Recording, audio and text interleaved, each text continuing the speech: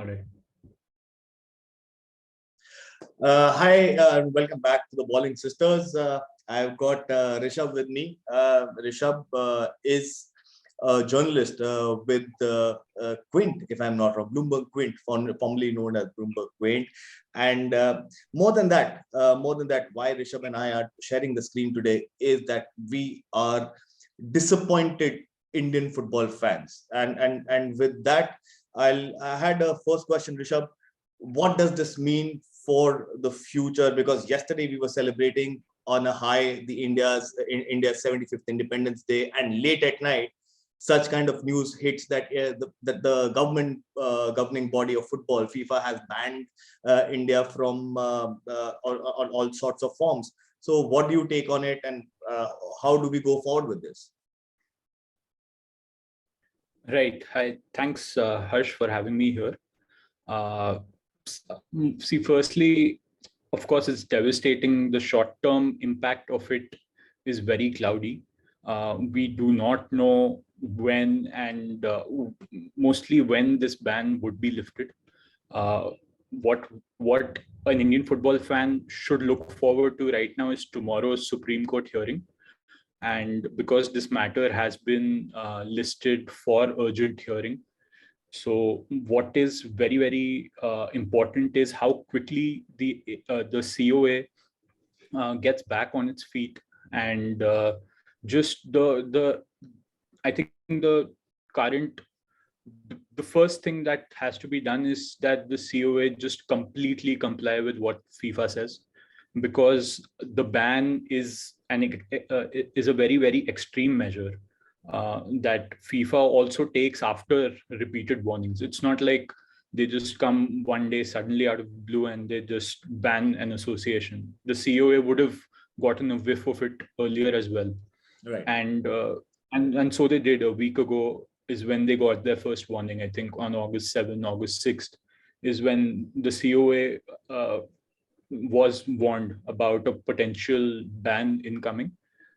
They weren't able to satisfy the federation then, and hence the ban is here. So yeah, the immediate future is dark. We don't know if we'll be able to host the FIFA Under-17 Women's World Cup that is coming up in less than 2 months. There was a big launch event just, I think, last week.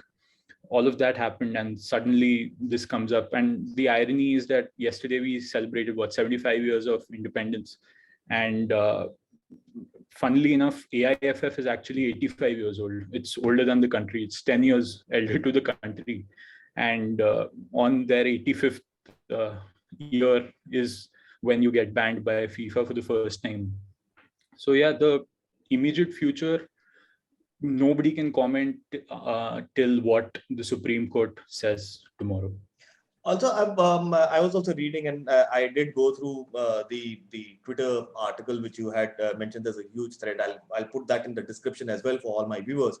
But I really wanted to hear, and I was discussing with my friends as well, that Praful Patel, I think so, is a part of the FIFA Council, and we all celebrated when Praful Patel was ousted as the person who was looking after AIFF. He has had 3-4 year terms, and overall of 12 years.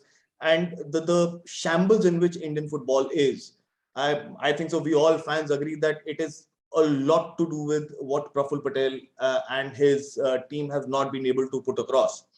My point here is yesterday's FIFA statement says that it was a unanimous decision that to ban India from FIFA, or FIFA banning India, it was a unanimous decision.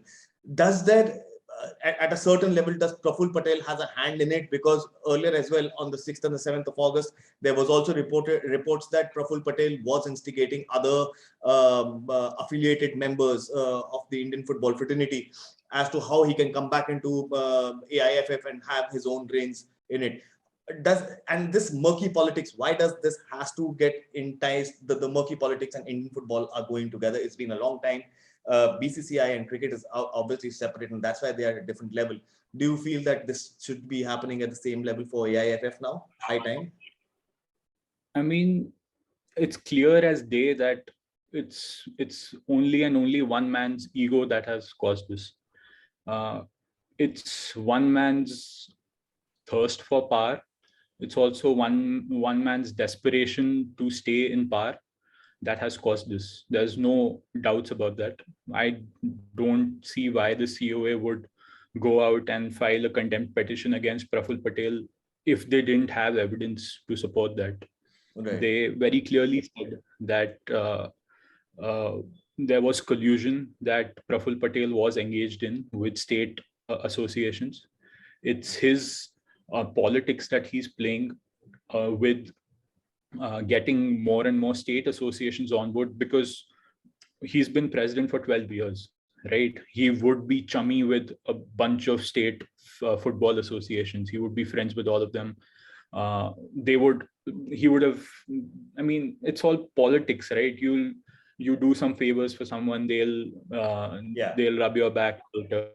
It's a classic case of You him scratch my wanting to back, stay I in power. scratch your back is a classic case of you scratch my back, I scratch your back. Exactly the same thing. Yep, it's just classic. His desperation to just stay relevant, because he was one time he was a civil aviation minister, a union minister, a much higher position than being the administrator of AIFF. It's not a very high position, but it's still of power, right? To be hosting World Cups now. We already hosted one in 2017.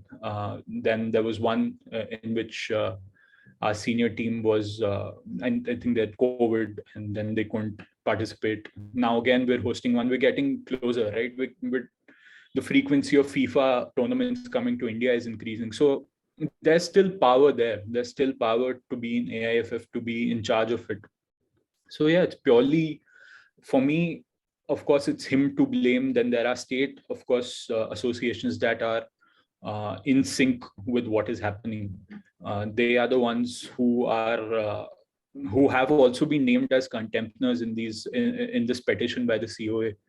So what they have been accused of is simply putting across a different picture of events to FIFA and AFC, right? And on the face of it, agreeing that we agree with the constitution, or we agree with the changes happening, and then going behind their back and saying things that are not matching with that.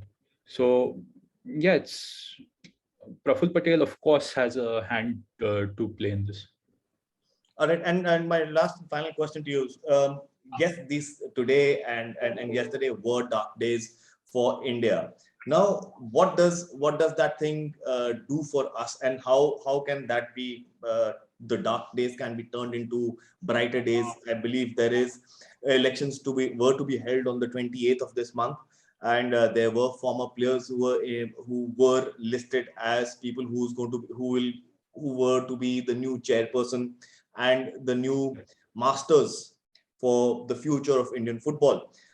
And one of the names which I really remember is Baichung Bhutia was one of them. And he said, yesterday I was reading his article as well, but that there's Mr. Bharat is also there, who's a part of one of the people who's going to be contesting for the chairmanship. Now, having former players and with the FIFA under 17 female World Cup, Women's World Cup coming in, what is the near and the brighter future holding after this dark day? Now, we do have a Supreme Court hearing tomorrow at an urgent basis. What next? And how does this thing impact the Indian football now, looking at the bright? I don't think there can be anything lower than that. But what do we as fans look forward to next?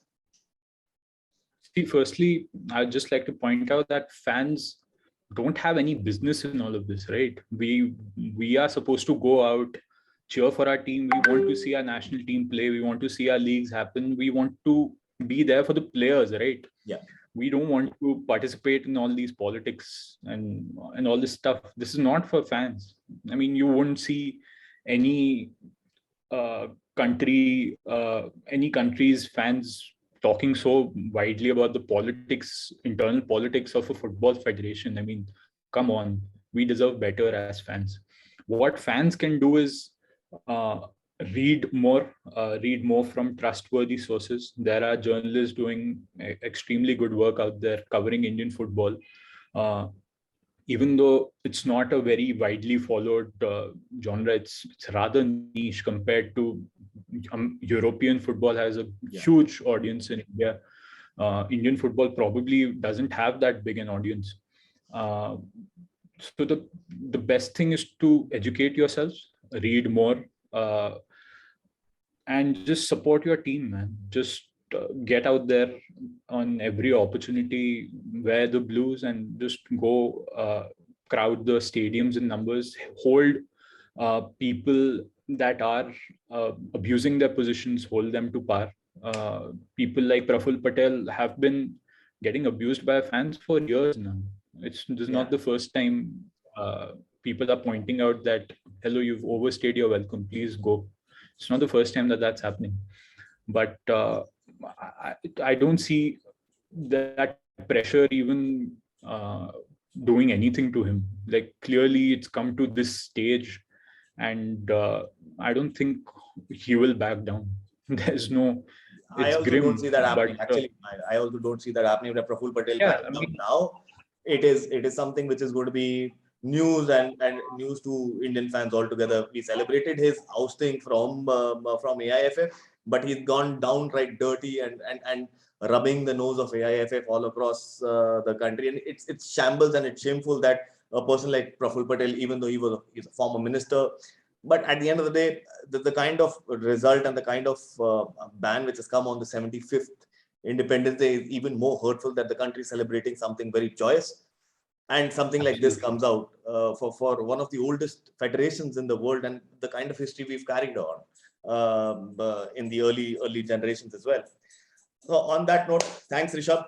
Thank you for your time, and we'll catch you guys in the next one. Cheers guys. Bye-bye.